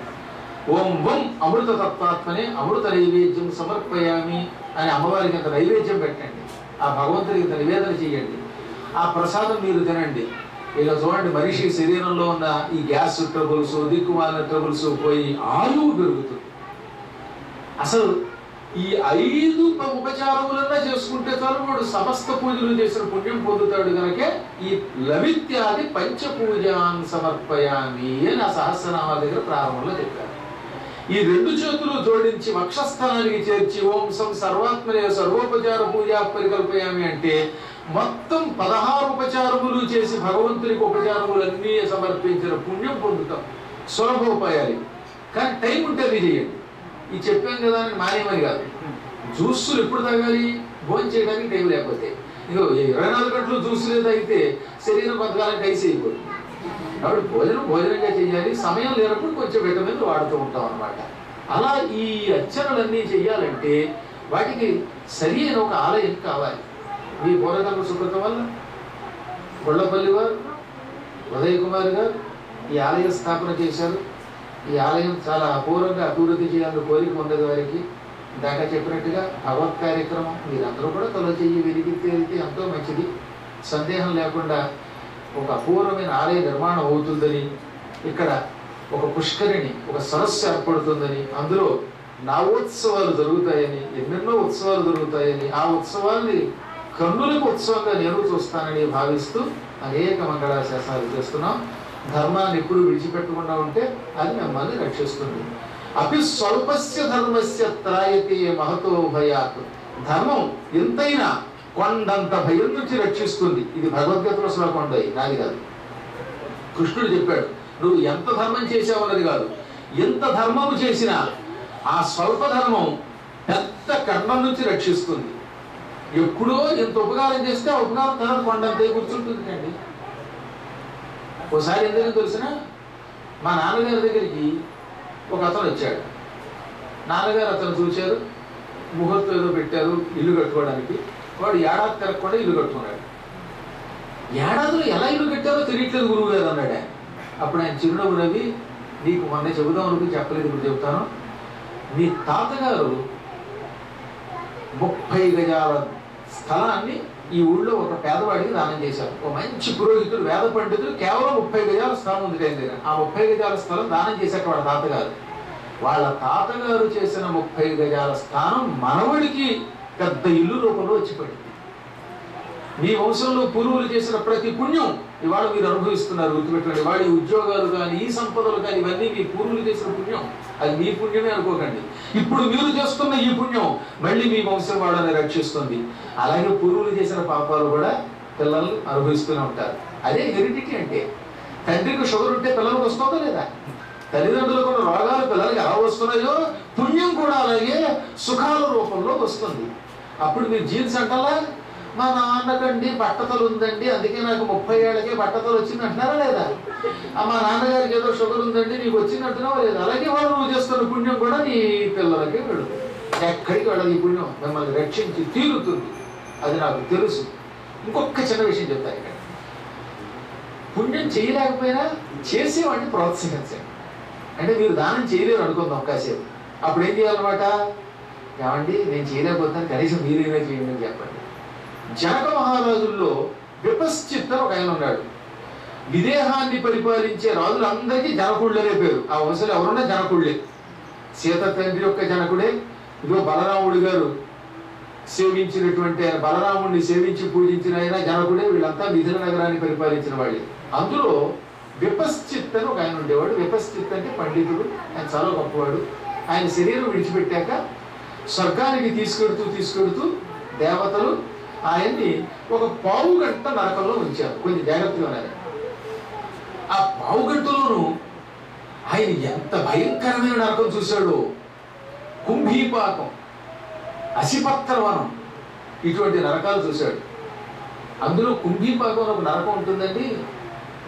మీరు కనుక ఇలా పురాణాలు అనుకుంటా ఇంట్లో కూర్చొని రోజు పుణుకులు తింటే అక్కడ గ్యారెంటీగా పద్మాకర్ గారు ఊళ్ళోకి వస్తే పురాణం అనుకుంటే ఇంట్లో కూర్చొని పుణుకులు తింటా ఉంటారా అని మిమ్మల్ని అందరూ పుణుకులు వేయించినట్టు వేయిస్తాడు. మీరు పుణ్యాత్తులు విన్నారు కనుక ఆ భయం లేదు. ఆ కుంభీపాక నరకం అంటే 64 చదరపు మైళ్ళ విస్తీర్ణం కలిగిన ఇనప మూకుళ్ళు ఉంటాయి. మూకుడు గుండ్రంగా ఉంటుంది కానీ ఆ మూకుళ్ళు చతురస్రాకారంలో ఉంటాయి, స్క్వేర్ టైప్లో. ఒక్కొక్కటి 64 చదరపు మైళ్ళట. అంత విస్తీర్ణం కలిగిన ఇనప మూకుడు కింద కట్టెలు పెట్టి బాగా మూకుడు కాల్చి దాని నిండా నూనె పోస్తారు. ఆ నూనె ఎప్పటిదనుకుంటారు? వైవస్వత మనువు పుట్టినప్పటి నూనె. ఆ పాత నూనె అదే కంపు నూనె అక్కడ ఉంటుంది అనమాట, కొత్త నూనె కాదు. ఆ కంపు నూనె మరుగుతూ ఉండగా ఈ పాపాత్ముడి యాతనా శరీరంలో ఉన్నటువంటి దుర్మార్గుడు తీసుకెళ్ళి, ఎలా 2024 మే 12వ తారీఖు నాడు సాయంత్రం 5 to 6 పద్మాకర్ గారు ఉపన్యాసానికి వెళ్ళావా అని అడుగుతారు. లేదండి, ఆ టైంలో నేను పార్టీకి వెళ్ళానండి. డర్టీ ఫెలో అని పార్టీకి అర్థంటే అని అందరూ వేయగానే బాబు అంటాడు. వేగిపోతాడు పుడుకు. వేగిపోగానే మళ్ళీ చట్రంతో పైకి తెస్తారు. బూరులు తీయడానికి, దానికి పకోడీలు తీయడానికి చట్రం పెడతారు కదా, ఆ చట్రంతో పైకి తెస్తారు. తీయగానే మళ్ళీ వాడు యథాతథంగా అయిపోతాడు. ఒరే అందులో పోయినప్పుడు ఎలా ఉందిరా అంటే, గజగజలాడిపోయానండి, వేగిపోయానండి, మళ్ళీ పైకి తీసి నన్ను యథాతథంగా తయారు చేశారు, మీకు పుణ్యం ఉంటుంది, దూరంగా తీసుకెళ్ళండి అంట. కుదరదురా, ఏం లేదుగా పురాణం మళ్ళీ అంటారు. ఇలా వాడికి 1000 ఏళ్ళలో 10,000 ఏళ్ళలో వాడు చేసిన ఒక్కొక్క పాపాన్ని బట్టి అందులో వేయిస్తారు అనమాట. అది కుంభీపాకం అంటే. కాబట్టి సామాన్యమైన పాకం కాదు. భవిష్యత్తులో ఇంకా నేను మళ్ళీ నెక్స్ట్ కూడా వస్తాను, వచ్చినప్పుడు చూస్తాను. కుంభీపాకం అక్కర్లేదో కావాలో తెలుసుకోండి. కుంభీపాకం కావాలనుకున్న వాడు చేయొద్దండి. కుంభీపాకం వద్దనుకున్న వాడు ధర చూద్దురు వాళ్ళు. ఎందుకే అలాంటి నరకాన్ని ఆయన చూపించగానే ఆయన తలపోయి, ఏమండి నేను ఎన్ని పుణ్యాలు చేశాను, అటువంటిది నాకీ కర్మ ఏమిటి అని అడిగాడు. యమలోకమునకు వచ్చి ఆ యమలోకంలో 5 నిమిషాలు ఉండడం కూడా పాపమే. శిక్ష అనుభవించకపోయినా అది చూడడం కూడా పాపమేగా. మనం మలమూత్రాల పక్కన 5 నిమిషాలు నిలబడ్డామంటే కర్మ, అది ఒక పాపమే. నాకు తెలియక అమెరికా వచ్చిన కొత్తలో రెస్ట్ రూమ్కి వెళ్ళండి అన్నారు. అందులో రెస్ట్ తీసుకోవాలేమో అనుకున్నా నేను. ఆ తర్వాత రెస్ట్ కాదు, రెస్ట్ రూమ్ అని అర్థమైంది. రామా అనుకున్నా. సరే, ఇక్కడ ఇంకా అదృష్టం ఏంటంటే అసలు నీళ్లు కూడా ఉండవు, గుడ్డ మొక్కలు కర్మ. కాబట్టి అక్కడ బావుగట్టు ఉన్నామంటే అది కర్మయోగమే. నేనేం పాపం చేశానని అడిగితే అప్పుడు ఆ యమకింకరుడు అన్నాడు, నీకు 2 భార్యలు, అందులో చిన్న భార్య మీద కొంచెం ప్రేమ ఎక్కువ చూపించాం, పక్షపాతం ఇంత పెసరుంటే నరకానికి వచ్చాం అన్నాడే. అంత పుణ్యాత్ముట్ట, రవ్వంత పక్షపాతం అది కూడా ఉంది నాకు తెలియదు. చిన్న భార్య మీద ఇంత పెసరు ఎక్కువ ప్రేమ ఉంటే దానివల్ల కాసేపు యమలోకమును చూడవలసి వచ్చింది. ఆ పాపం పోయిందిగా, ఇది చూడటంతో ఇక నువ్వు స్వర్గానికి వెళ్ళొచ్చు అనగానే ఈలోపు ఏం జరిగింది? ఈ కుంభీపాక నరకంలో ఉన్నటువంటి పాపాత్ములంతా ఒక్కసారిగా, మహానుభావ జనక మహారాజా విపశ్చిత్తు, నువ్వు మమ్మల్ని విడిచిపెట్టి వెళ్ళొద్దు, నువ్వు ఇక్కడే ఉండు అన్నారు. ఎందుకన్నాడు ఈయన? నువ్వు ఇక్కడికి రాగానే ఈ పొయ్యి కింద ఉన్న మంట చల్లారిపోయింది, ఇనప మూకుడు కాస్త చల్లబడింది, నూనె ఫ్రిడ్జ్లో పెట్టిన మంచులా తయారైంది చల్లగా, దుర్వాసన పోయింది. ఇంతకాలం ఈ వేడికి మగ్గిపోయి బజ్జీల్లో వేగిపోయాం. కానీ నీ రాకతో, నీ పుణ్యం వల్ల కుంభీపాకం ఆహ్లాదంగా మారిపోయింది, సుఖంగా ఉంది. అందుకని నువ్వు ఉంటే మాకు సుఖం, నువ్వు వెళ్ళిపోతే మళ్ళీ నరకం యథాప్రకారంగా వస్తుంది. మమ్మల్ని సుఖపెట్టడానికి, మా కష్టాలు తొలగించడానికి ఇంకొక పావు గంట ఉండమనగానే ఆయన ఆశ్చర్యపోయి, అయితే నేను ఇక్కడే ఉండిపోతాను అన్నాడు. ఇంతలో యముడు ఇంద్రుడు వచ్చారు. నువ్వు ఇక్కడ ఉండడం కుదరదు ఆయన, నీకు B1 B2 వేసా, నీకు స్టాంప్ వేసింది ఇంతవరకే, ఈ రోజు దాకా ఒక్క రోజు కూడా ఉంటే నెక్స్ట్ అసలు ఇక్కడికి రానివ్వం, అందువల్ల మాతో వచ్చి ఇవ్వాలన్నారు. అలా కాదండి, పాప ఈ పాపాత్మకి నా వల్ల సుఖంగా ఉందిట, ఇతరులకు మేలు చేకూర్చడం కంటే ఇంకా పుణ్యం ఏముంటుంది, నేను ఇక్కడ ఉంటానంటే కుదరదు అంటారు వాళ్ళు. అయితే ఓ పని చేయండి, నా పుణ్యం ఎంత అని అడిగాడు ఆయన. నీ పుణ్యం లెక్క పెట్టడం చాలా కష్టం. తారల లెక్క కాగా సికతాతతి లెక్క వారి ముగ్ధారల లెక్క కాగా. ఆకాశంలో నక్షత్రములు లెక్క పెట్టగలమా? లెక్క పెట్టలేము. కానీ అవి కూడా లెక్క పెట్టొచ్చేమో, నీ పుణ్యములు లెక్క పెట్టలేము. ఇసుక లారీలు చోట గుడి కట్టడానికి పోశారు, అందులో రేణువులు లెక్కెట్టొచ్చేమో, కానీ నీ పుణ్యములు లెక్క పెట్టలేము. వర్షాకాలంలో పైనుంచి కిందకి దబదబ పడుతున్న వాన చిరుకులు కూడా లెక్కెట్టచ్చు, నువ్వు చేసిన దాన ధర్మాలు లెక్క పెట్టలేము. కాబట్టి నీ పుణ్యం చాలా గొప్పది. ఇప్పుడు నువ్వు వీళ్ళ మీద జాలి చూపించావు. జాలి చూపించటం వల్ల నీ పుణ్యం ఏమైంది? ఇన్నారకులందు పుట్టిన ఘృణామతి లక్ష గుణంబులయ్యడిన్. నరకంలో ఉన్న పాపాత్ముల మీద నీకు జాలి కలిగి వీళ్ళకి పుణ్యం ఇచ్చి వాళ్ళని రక్షించాలనే కోరిక రావటం వల్ల నీ పుణ్యం 1,00,000 రెట్లు పెరిగింది అన్నట్ట. అయితే నా పుణ్యం అంతా వాళ్ళకి ధారపోసి, ఈ నరకం వాళ్ళ బదులు నేను అనుభవిస్తాను, నా పుణ్యం వాళ్ళకి ఇచ్చి వాళ్ళని స్వర్గానికి పంపించన్నట్టే అనడంతో వెంటనే ఈ పాపాత్ములు ఉన్న ప్రాంతం అంతా మారిపోయింది. అక్కడికి స్వర్గం నుంచి విమానాలు వచ్చాయి. వీళ్ళంతా నాలా మంచి అందమైన మనుషుల కింద మారిపోయి దేవతా శరీరం ధరించి విమానాలు ఎక్కి హాయిగా స్వర్గానికి వెళ్ళిపోయారు. వాళ్ళు స్వర్గానికి వెళ్ళిపోయాక రాజుగారు ఏమన్నాడు, నా పుణ్యం వాళ్ళకి ఇచ్చాను, వాళ్ళ పాపం నాకు వెయ్యండి, నేను ఈ శిక్ష అనిపిస్తాను. కానీ ఇంకా నీకు ఎక్కడుంది ఆ పాపం? ఇతరులకి తన పుణ్యం ధారపోసేవాడికి 1,00,000 రెట్లు అవుతుందని చెప్పానా? ఈ 1,00,000 రెట్లు పుణ్యం వాళ్ళకి ధారపోయటం వల్ల నీ పుణ్యం ఇన్ఫైనైట్ అయ్యింది, లెక్క పెట్టడానికి వీలుగా అని అనంత పుణ్యం అయ్యింది అన్నట్ట. ఇక నువ్వు శాశ్వతంగా వైకుంఠంలో ఉండొచ్చు అన్నారు. అక్కడ ఈ కథ మార్కండేయ పురాణంలో ఉంటుంది, దత్తాత్రేయ చరిత్రలో మార్కండేయ పురాణంలో. అక్కడ ఏమన్నాడు తెలుసా? నాయనలారా, ఇది ఆదర్శంగా తీసుకోండి. మీరు ఒకవేళ మంచి పని చేయలేకపోతే, ఒక గుడి కట్టడానికి మీ దగ్గర డబ్బు లేకపోతే ఇచ్చే వాళ్ళ దగ్గరికి వెళ్ళి అడుగు తెచ్చేనే ఇవ్వండి, లేదా ప్రోత్సహించండి.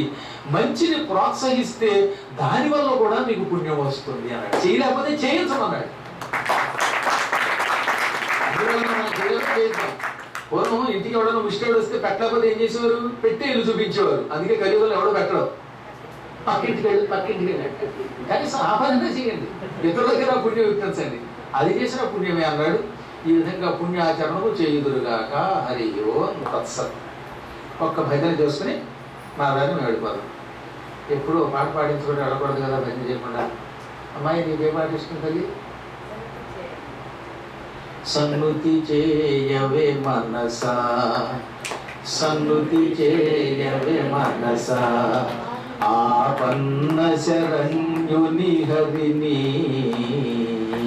సన్నుతి చేయవే మనసా, చక్రధారి కౌస్తుభహారి, చక్రధారి కౌస్తుభహారి, చక్రధారి కౌస్తుభహారి, చక్రధారి కౌస్తుభహారి, పాపహారి కృష్ణ మురారి, పాపహారి కృష్ణ మురారి. సన్నుతి చేయవే మనసా, ఆపన్న శరణ్యుని హరిని.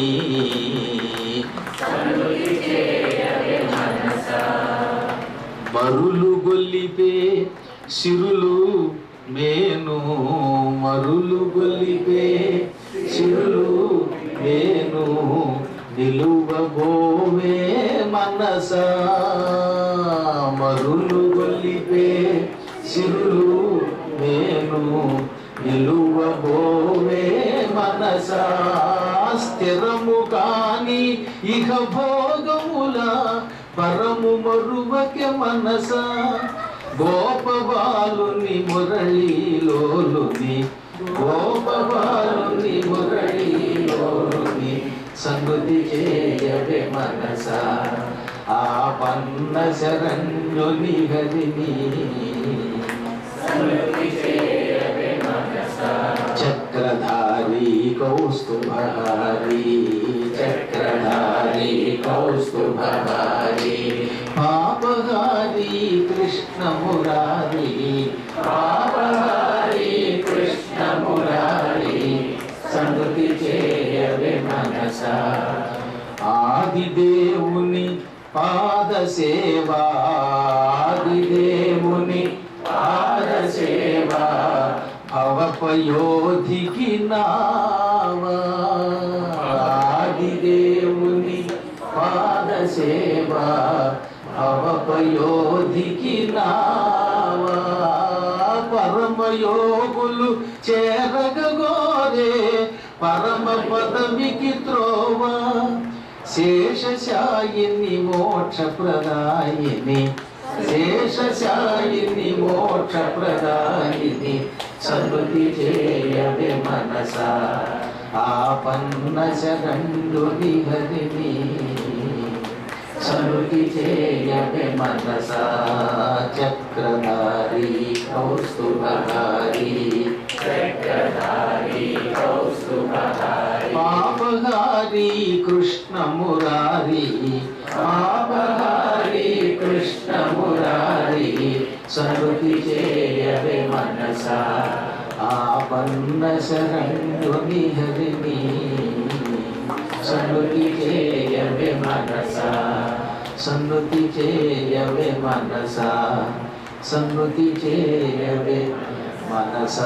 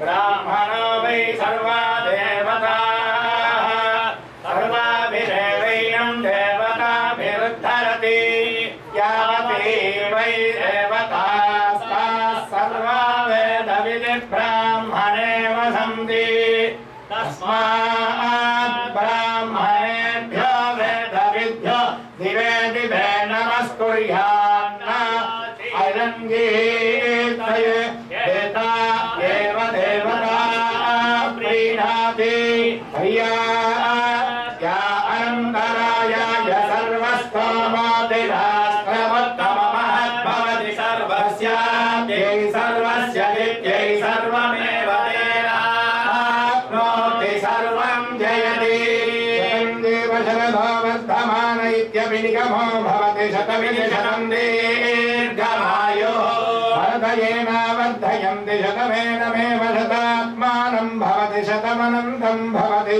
शतमैश्वर्यं भवति शतमिति शतं दीर्घमायुः अग्ने यशस्विन् यशसेन्द्रावतीमपचितिमिहामः अयं मोक्ताफलमेष्ठे सुवच्चा समानानामस्तमश्लोको आयुर्द अग्ने हविषोजुषाणाभ्यतर्पदैव हृदयो निरेधि घृतं पीत्वा मधुजागव्यं पितेव पुत्रमभिरक्षता दिवम् अग्निरायुष्मान् सवनस्पतिभिरायुष्मान् तेन त्वायुषायुष्मन्तं करोमि सोमायुष्मान् स ओषधिभिरायुष्मान् तेन त्वायुषायुष्मन्तं करोमि यज्ञ आयुष्मान् स दक्षिणाभिरायुष्मान् तेन त्वायुषायुष्मन्तं करोमि ब्रह्मायुष्मत्तद्ब्राह्मणैरायुष्मत्तेन त्वायुषायुष्मन्तं करोमि देवा आयुष्मन्तस्तेनायुष्मन्तस्तेन त्वायुषायुष्मन्तं करोमि निष्पिबत्यायुर्वै घृतममृतगं हिरण्यम् अमृता देवायुर्निष्पिबति ॐ एता असदं असदन्येता एता असदं सुकृतस्य सुकृतस्य असदन्येता एता असदं सुकृतस्य असदं सुकृतस्य सुकृतस्य असदं असदं सुकृतस्य लोके लोके तस्य असदं असदं सुकृतस्य लोके सुकृतस्य लोके लोके सुकृतस्य सुकृतस्य लोके तास्ता लोके सुकृतस्य सुकृतस्य लोके स्ताः सुकृतस्य सुकृतस्य लोके तास्ता लोके लोके स्ता विष्णु विष्णु ता लोके लोके स्ता विष्णु ता विष्णु विष्णु तास्ता विष्णु पाहि पाहि विष्णु तास्ता विष्णु पाहि ॐ श्रियमेव वरुन्धे सीते वादे गुणनिवेद्याः क्षेमो वैराश्रस्य सीतो मातः क्षेममेव वरुन्धे संज्ञानं विज्ञानं प्रज्ञानं जानदभिजानत् संकल्पमानं प्रकल्पमानमुपकल्पमानमुपकृतं कृतं श्रेयोवसीय आयत् सम्भोगं भोगं चित्रकेतु प्रभानावान् सम्भान ज्योतिष्मागच्छेजस्वाधातमग्रस्तपन्नभितपन्ने रोजनो रोजमान शोभन शोभमान कल्याणः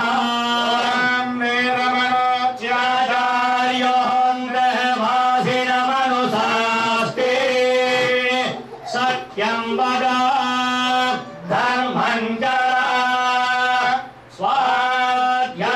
स्वाध्यायान् प्रमाः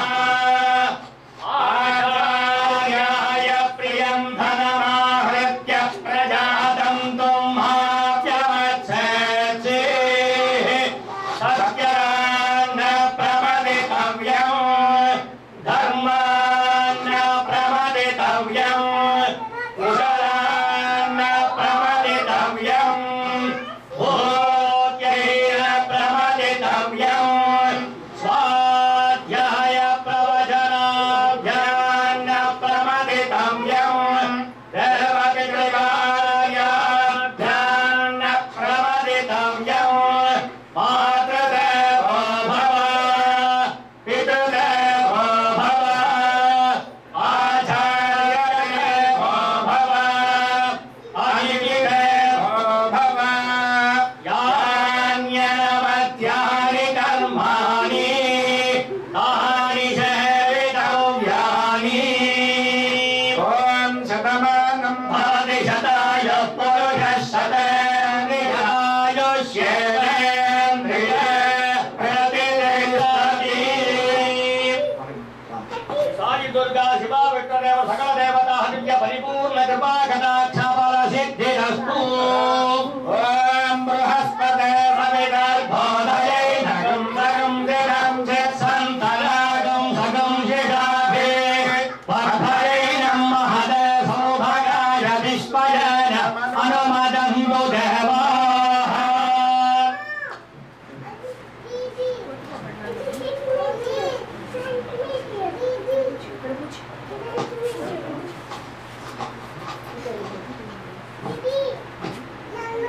ఈరోజు నిజంగా కూడా మనందరం చాలా పూర్వజన్మ సుకృతం చేసుకున్నాం. ఎందుకంటే ఇంత అద్భుతమైన ప్రవచనాన్ని మనం ఇలా ఎదురుగా ఉండి వినడం అనేది నిజంగా మన జన్మ సుకృతం. ఎక్కడో ఇండియాలో ఉండి యూట్యూబ్లో మనం విని ఆ ద్వారా చాలా మంది ఇవాళ ఏదో గురువు గారి ముందు గొప్ప చెప్పడమే కాదు, చాలా మంది కార్తీక మాసం నెల రోజులు కూడా గురువు గారు ఏ విధంగా అయితే చెప్పారో అదే విధంగా వచ్చి దేవాలయానికి రావడం. ఇలా పద్మాకర్ గారు చెప్పారండి, వారి యొక్క మాట విని ఈ రోజు దానం చేస్తున్నామని చెప్పిన వారు మాకు చాలా మంది ఉన్నారు. అందులో సరే అవన్నీ ప్రత్యేకం కాదు, ఆవిడ కల్పన గారు. ఆవిడ కార్తీక మాసం నెల రోజులు గురువు గారు ఏదైతే చెప్తారో అది వచ్చి వాళ్ళ పాలు ఇమ్మన్నారండి, ఇవాళ ఈ విధంగా ఇమ్మన్నారండి, ఆ శివుడికి అభిషేకం చేసిన దాంట్లో కొంచెం పాలు తాగమన్నారండి. ఈ విధంగా ఆవిడ ప్రతి నెల కార్తీక మాసం నెల రోజులు కూడా ఆయన యొక్క అడుగుజాడల్లో నడుస్తూ ప్రతిదీ చేస్తూ ఉండేది.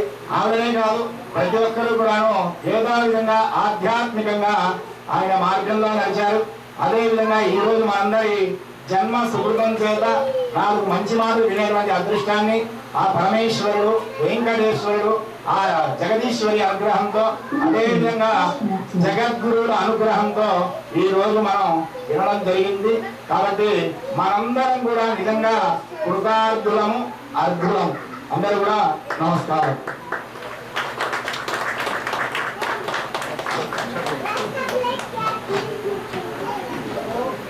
అందరూ కూడా వచ్చి ఒకరి తర్వాత ఒకరు హడావిడి పడకుండా నెమ్మదిగా వచ్చి గురువు గారి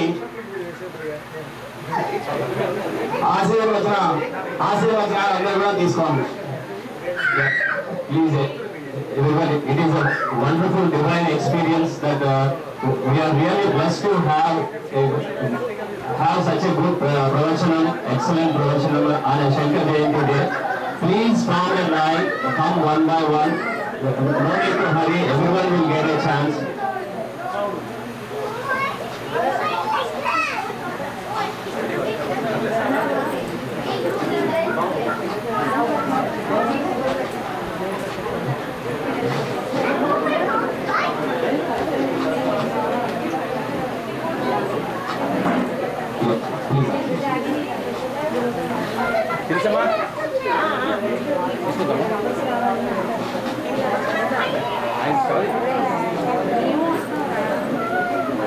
కాదు పని కూడా చెప్తాను. ఆయన ఒక్కరు వచ్చారు శరత్ గారు. అందరూ రావాలి. Yeah, please form a single line.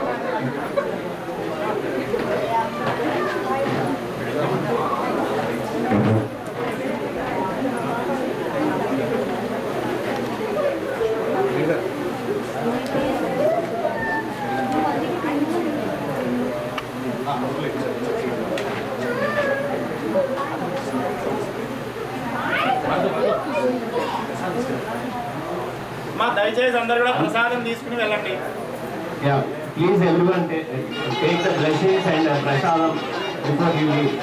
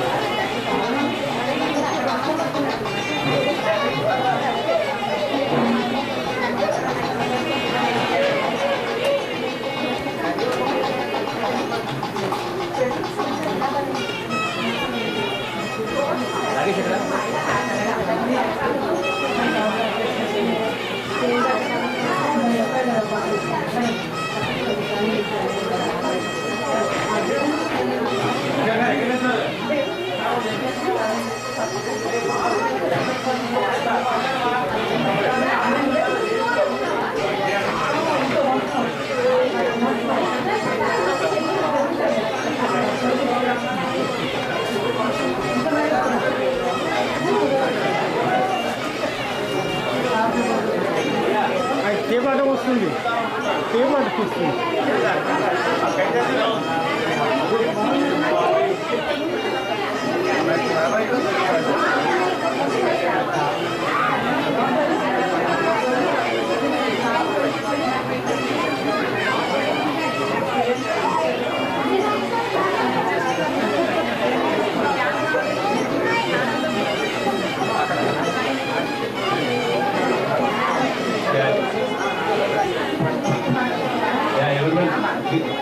Again, I request everyone to take prasad over there also, that not only the prasad from Guru Garu,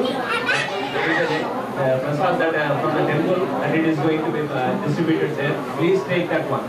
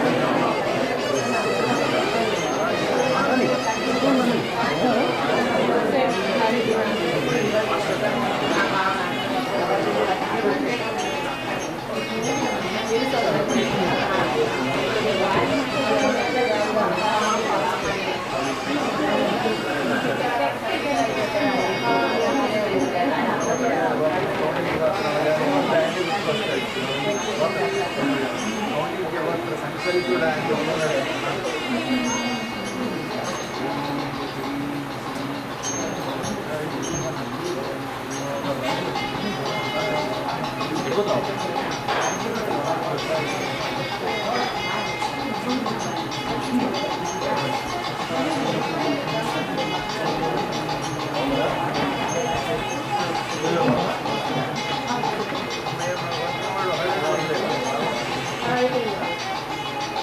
అందుకే సహనం